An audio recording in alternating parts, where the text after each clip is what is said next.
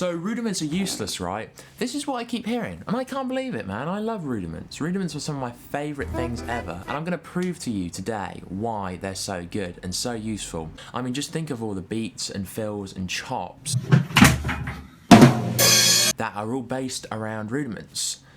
Also, you can be like musical with them, but who gives a f about that? So I think the main reason that rudiments get a bad rap at the moment is people don't fully know how to utilise them. Also, not every rudiment is made equal. As much as I love rudiments, I do think there are a few that are useless. So I did the only natural thing and made the rudiment tier list. Now, if you've never seen a tier list before, essentially the way it works is my worst and least favourite rudiments are on the bottom, and then we get better and better and better until we get to my favourite. Right, so what is at the very bottom of the list? Well, it's any roll rudiment that is over 9 strokes. 17 stroke roll is an actual rudiment.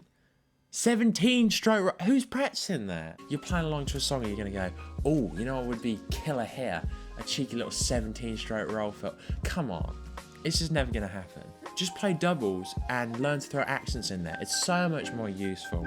17 stroke roll, 15 stroke roll, 13 stroke roll, 11 stroke roll, and 10 stroke roll at the very bottom. Right, D tier, the drag paradiddle, double drag tap.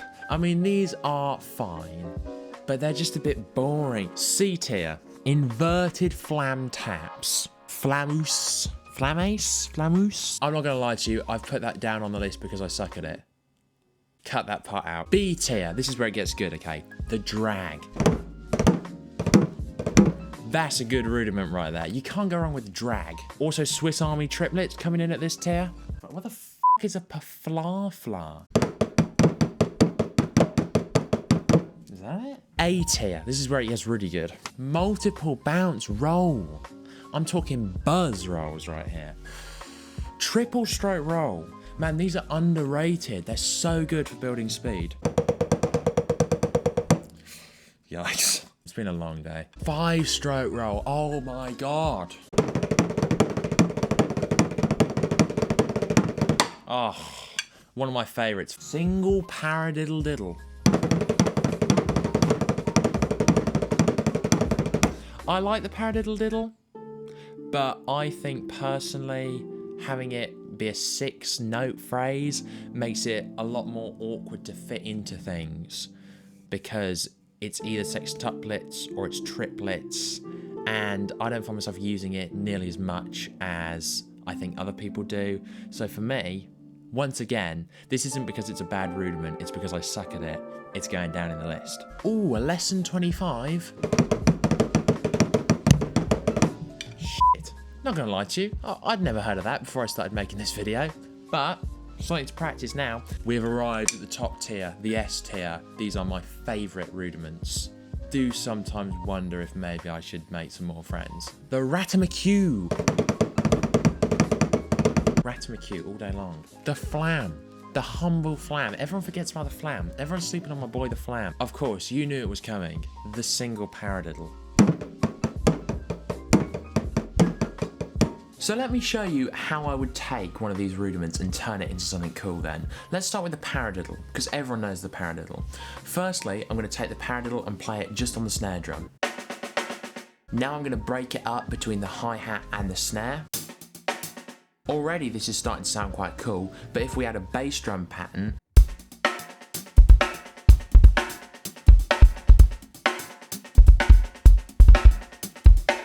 all of a sudden we get a really cool groove. So now if we take that and play it between the right foot and right hand and add a backbeat on the snare,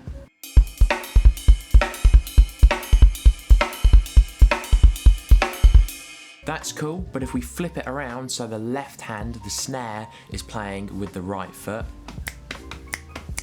and then we add a solid quarter note with the right hand, now it starts to become really cool.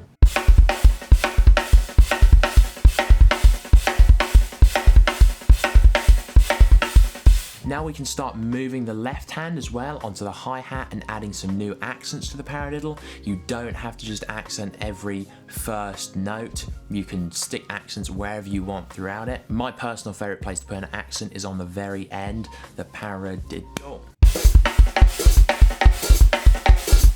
Now if we want to get really stupid, we can take the paradiddle, play it between the left hand and the right foot, put a gallop on and off the ride bell, and add a disco pattern on the left foot.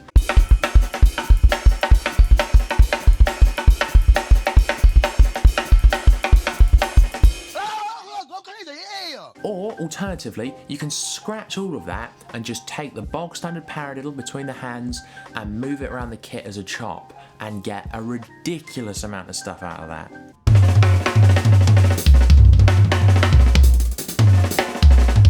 So there you go. I mean, ridiculous how much you can get out of a paradiddle, and you can take this idea, this progression, and apply it to any rudiment. It doesn't just have to be the paradiddle. But I can hear what you're saying. You're saying, Charlie, yeah, it's cool and all, but it's too rigid, it's too choppy.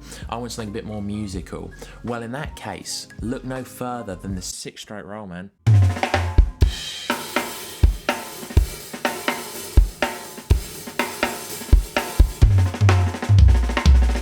My all-time favourite rudiment, 100% no doubt. Every Motown song ever, every Mitch Mitchell drum part ever, they just kill her. My favourite way to use this is around the toms.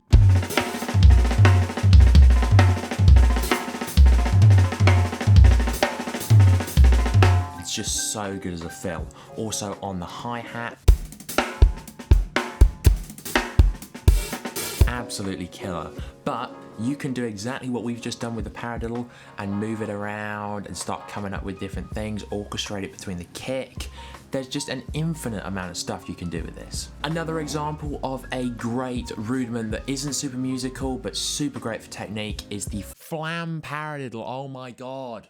So that is just a paradiddle, but the first note is a flam. This is so good for dexterity, especially that left hand lead flam. I still have nightmares about it. So in summary, in the year of 2024, you should learn your rudiments. Not all of them are super useful anymore, and I think some of them have kind of fallen off, but I would say the vast majority are wicked for either technique, or for musicality around the kit, or for dexterity. They're all great. You can't go wrong with just using your rudiments. So stop telling me they suck, and get out there and learn some rudiments.